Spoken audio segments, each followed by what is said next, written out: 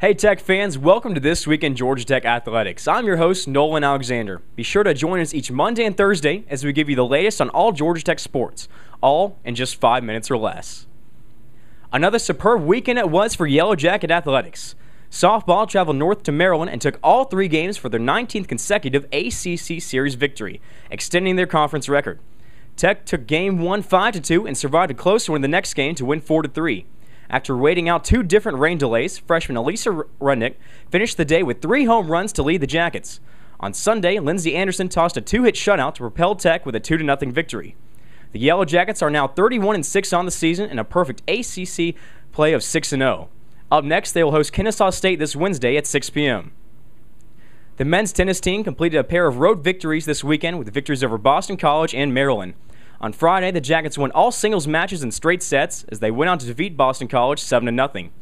Then the number 19th ranked Yellow Jackets downed Maryland 5-2 on Sunday to win their 5th consecutive match.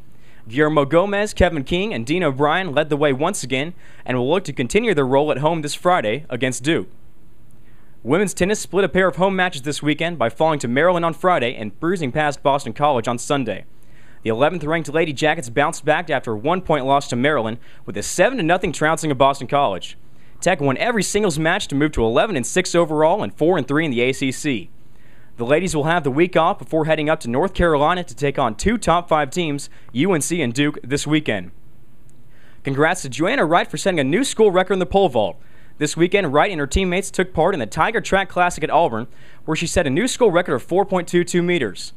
Tech earned 4 victories in the meet, including the triple jump with Jonathan Gardner, the 1,500-meter run by Sean Roberts, and Leslie Njoku in the 400-meter hurdles. The Jackets will be back in action this weekend at the Seminole Invitational, taking place in Tallahassee, Florida. In baseball, Tech took 2 of 3 on the road against the Duke Blue Devils. Mark Pope pitched his 3rd complete game of the season and nation-leading 7th win as Tech rolled 9-2 on Friday. After a close 4-3 loss Saturday, the Ramblin' Wreck bounced back with an 11-5 victory to capture the series.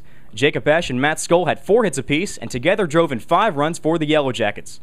Up next, they will head to Kennesaw State for a 6 p.m. game this Tuesday before a huge home series to top-ranked Virginia at Rush Chandler Stadium. We're looking for a sellout at the Rusty C for all 3 games, so be sure to visit ramblinwreck.com for tickets to see the 2 top teams in the ACC play against each other. Georgia Tech football will be back on the practice field today for spring practice, which continues until Saturday, April 23rd, when Tech will host its annual T-Day game at noon. Make sure to circle the date on your calendar. Congrats to our student athletes of the week, Joanna Wright and Guillermo Gomez, for their excellent performances this past week. That's all the good news that we have for you today, but join us again on Thursday for another installment of This Week in Georgia Tech Athletics. Remember to visit www.ramblinwreck.com for event and ticket information for all Georgia Tech sports. Until next time, I'm your host Nolan Alexander, saying Go Jackets!